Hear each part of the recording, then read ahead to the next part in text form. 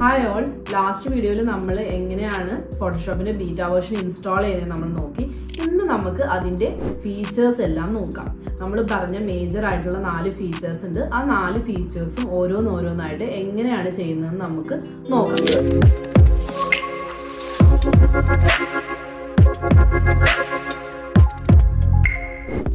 എങ്ങനെയാണ് ഈ ഒരു ഇമേജിൻ്റെ ബാക്ക്ഗ്രൗണ്ടിനെ നമുക്ക് റീപ്ലേസ് ചെയ്യാൻ പറ്റുക എന്ന് നമുക്ക് നോക്കാം പുതിയ ഫോട്ടോഷോപ്പിൻ്റെ ബീറ്റ വേർഷനിൽ.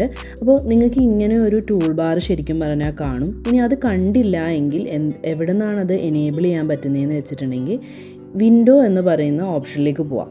ഈ ടാബിൽ പോയി കഴിയുമ്പോൾ ഇവിടെ കോണ്ടെക്സ്ച്വൽ ടാസ്ക് ബാർ എന്ന് പറയുന്ന ഒരു ഓപ്ഷൻ അൺചെക്ഡ് ആയിരിക്കും. അതുകൊണ്ടായിരിക്കും ഇത് കാണാത്തത്. അപ്പോൾ നിങ്ങളത് ടിക്ക് ചെയ്ത് കൊടുത്തു കഴിഞ്ഞാൽ ഈ ടൂൾ ബാർ നിങ്ങൾക്ക് ഇവിടെ കാണാൻ പറ്റും. ഇപ്പോൾ ഞാനിത് അൺചെക്ക് ചെയ്ത് കഴിഞ്ഞാൽ അത് അവിടെ നിന്ന് പോയി. ഓക്കെ, അപ്പോൾ ഇനി അത് നമുക്ക് എനേബിൾ ചെയ്യണമെങ്കിൽ എന്ത് ചെയ്യുക, നിങ്ങളുടെ അതിൽ എന്തെങ്കിലും ഒരു കാരണവശാൽ ഇത് വന്നില്ല എങ്കിൽ വിൻഡോയിൽ പോവുക, കോണ്ടെക്സ്ച്വൽ ടാസ്ക് ബാർ ചെക്ക് ചെയ്യുക. അപ്പോൾ ഇത് നിങ്ങൾക്ക് ഇവിടെ കിട്ടും.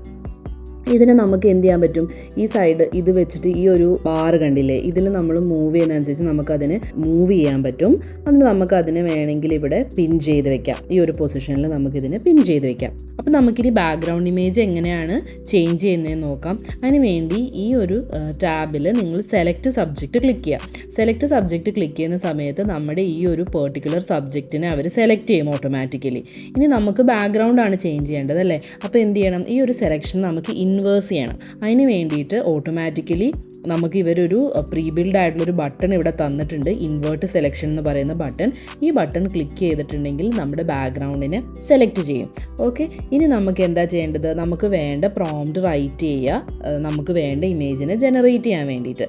അതിന് വേണ്ടിയിട്ട് ജനറേറ്റ് ഫിൽ എന്ന് പറയുന്ന ഈ ബട്ടൺ ക്ലിക്ക് ചെയ്യുക. അപ്പോൾ നമുക്കിവിടെ ഒരു ടെക്സ്റ്റ് ഫീൽഡ് വരും. ആ ടെക്സ്റ്റ് ഫീൽഡിൽ നമുക്ക് വേണ്ട പ്രോംപ്റ്റ് റൈറ്റ് ചെയ്ത് കൊടുക്കുക. ഇപ്പോൾ ഞാൻ സ്നോയി മൗണ്ടൻസ് എന്ന് കൊടുക്കാം.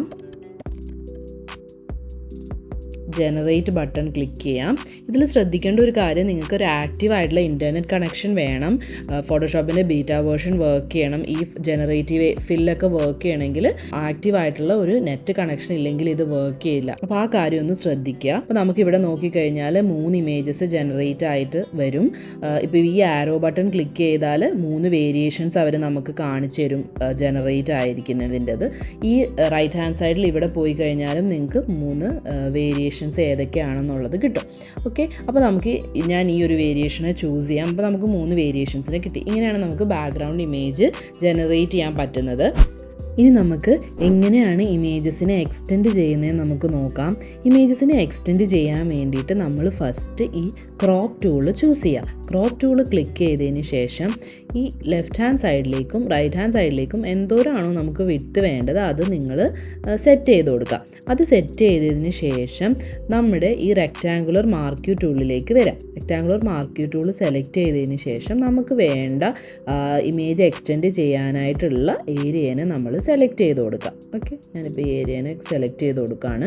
എന്നിട്ട് ജനറേറ്റ് ഫിൽ എന്നുള്ള ബട്ടൺ ക്ലിക്ക് ചെയ്യുക. ഇവിടെ പ്രോംപ്റ്റ് ഒന്നും നമ്മൾ ടൈപ്പ് ചെയ്യേണ്ട, ഈ ഒരു ടെക്സ്റ്റ് ഫീൽഡിനെ എംപ്റ്റി ആയിട്ട് ലീവ് ചെയ്യുക. എന്നിട്ട് ജനറേറ്റ് ബട്ടൺ ക്ലിക്ക് ചെയ്യുക. ഞാൻ നേരത്തെ പറഞ്ഞ പോലെ തന്നെ ഇതിന് ഒരു ആക്റ്റീവ് ആയിട്ടുള്ളൊരു ഇൻ്റർനെറ്റ് കണക്ഷൻ വേണം. എന്നാൽ മാത്രമാണ് ഈ ജനറേറ്റീവ് ഫില്ല് നമുക്ക് ഫോട്ടോഷോപ്പിൻ്റെ ബീറ്റ വേർഷനിൽ വർക്ക് ചെയ്യുള്ളൂ. ഓക്കെ, അപ്പോൾ ഈ ഇമേജ് ജനറേറ്റ് ചെയ്യാനെടുക്കുന്ന ടൈമാണ് അവർ ഈ ഒരു പ്രോഗ്രസ് ബാർ വെച്ച് കാണിച്ചിരിക്കുന്നത്. അതൊന്ന് കംപ്ലീറ്റ് ആവാൻ വേണ്ടി നമ്മൾ വെയിറ്റ് ചെയ്യാം.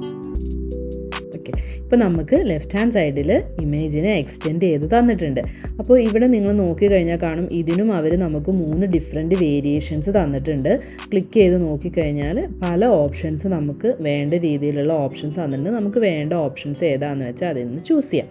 ഞാൻ ഈ ഒരു ഫസ്റ്റ് ഓപ്ഷൻ തന്നെയാണ് ചൂസ് ചെയ്യുന്നത്. ഇനി നമുക്ക് റൈറ്റ് ഹാൻഡ് സൈഡിൽ ഇതുപോലെ തന്നെ എക്സ്റ്റെൻഡ് ചെയ്യാം. അതിന് വേണ്ടിയിട്ട് നമ്മൾ ചൂസ് ചെയ്യുക, സെലക്ട് ചെയ്തു, ജനറേറ്റ് ഫിൽ എന്നുള്ള ബട്ടൺ ക്ലിക്ക് ചെയ്യുക. ടെക്സ്റ്റ് ഫീൽഡ് എംപ്റ്റി ആയിട്ട് ലീവ് ചെയ്തിട്ട് ജനറേറ്റ് ബട്ടൺ ക്ലിക്ക് ചെയ്യുക. ഓക്കെ, ഇപ്പോൾ റൈറ്റ് ഹാൻഡ് സൈഡിലും നമുക്ക് ഇമേജിനെ എക്സ്റ്റെൻഡ് ചെയ്ത് തന്നിട്ടുണ്ട്. അതിനും 3 ഡിഫറെൻറ്റ് വേരിയേഷൻസ് തന്നിട്ടുണ്ട്. അപ്പോൾ ഈ ആരോ ബട്ടൺ ക്ലിക്ക് ചെയ്താലും 3 ഡിഫറെൻറ്റ് വേരിയേഷൻസ് നമുക്ക് കാണാൻ പറ്റും. ഇതിലേതാണ് നമുക്ക് ഇഷ്ടപ്പെട്ടതെന്ന് വെച്ചിട്ട് അല്ലെങ്കിൽ ഏറ്റവും സ്യൂട്ടബിളായിട്ട് തോന്നാമെന്ന് വിചാരിച്ച് നമുക്ക് എടുക്കാം. എനിക്ക് തോന്നുന്നു ഇതാണ് കുറച്ചും കൂടിയും ഒരു ആപ്റ്റായിട്ട് എനിക്ക് ഫീൽ ചെയ്യുന്നത്. കാരണം ഈ ഒരു എന്താ പറയുക, നമ്മുടെ ഈ ഒരു ട്രീസിന് ഇതുപോലെ തന്നെ ഏകദേശം ഒരു ട്രീ ഈ സൈഡിലൊക്കെ വന്നിട്ടുണ്ട്. അപ്പോൾ ഞാൻ ഇതാണ് സെലക്ട് ചെയ്യുന്നത്. ഇനി നമുക്കിപ്പം ഹൈറ്റ് ഇൻക്രീസ് ചെയ്യണമെന്ന് വിചാരിക്കാം. ഹൈറ്റ് ഇൻക്രീസ് ചെയ്യണമെങ്കിലും നമ്മൾ ഇതുപോലെ തന്നെ സെയിം സ്റ്റെപ്സ് ഫോളോ ചെയ്യുക. ഫസ്റ്റ് ക്രോപ്പ് ടൂൾ ചൂസ് ചെയ്യുക. അതിനുശേഷം നമുക്ക് വേണ്ട ഹൈറ്റിലേക്ക് ഇതിനെ സെറ്റ് ചെയ്ത് കൊടുക്കുക. ഓക്കെ, അതിനുശേഷം നമ്മൾ റെക്റ്റാങ്കുലർ മാർക്ക് ടൂൾ ചൂസ് ചെയ്തിട്ട് സെലക്ട് ചെയ്യുക. അതിനുശേഷം ജനറേറ്റ് ഫിൽ എന്നുള്ള ബട്ടൺ ക്ലിക്ക് ചെയ്യുക. ടെക്സ്റ്റ് ഫീൽഡ് എംപ്റ്റി ആയിട്ട് ലീവ് ചെയ്തേക്കുക. ജനറേറ്റ് ബട്ടൺ ക്ലിക്ക് ചെയ്യുക. ഇപ്പോൾ ഇവിടെ കുറച്ച് ഇമേജസ് ഡിഫറെൻറ്റ് ആയിട്ടുള്ള 3 വേരിയേഷൻസ് അവർ നമുക്ക് തന്നിട്ടുണ്ട്. ഏതാണ് നമുക്ക് വേണ്ടതെന്ന് വെച്ചാൽ നമുക്ക് ചൂസ് ചെയ്യാം. ഓക്കെ, ഇതും എനിക്ക് ഓക്കെ ആയിട്ട് ഫീൽ ചെയ്യുന്നുണ്ട്. ഇതിൽ ഏതാണെന്ന് വെച്ചാൽ നമുക്ക് ഫൈനലൈസ് ചെയ്തിട്ട് ചൂസ് ചെയ്യാം. അപ്പോൾ ഞാൻ ഇത് ചൂസ് ചെയ്യാണ്. ഓക്കെ, ഇപ്പോൾ നമ്മൾ നമ്മുടെ ആ ഒരു ഈ ഇത്രയും സൈസിലുണ്ടായിരുന്ന ഒരു ഇമേജിൻ്റെ വിഡ്ത്തും നമ്മൾ കൂട്ടി, അതുപോലെ തന്നെ അതിൻ്റെ ഹൈറ്റും കൂട്ടി.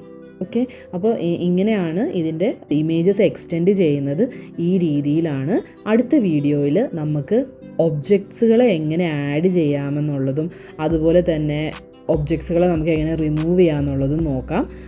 അതുകൊണ്ട് മറക്കാതെ നമ്മുടെ ചാനൽ ഒന്ന് സബ്സ്ക്രൈബ് ചെയ്യുക.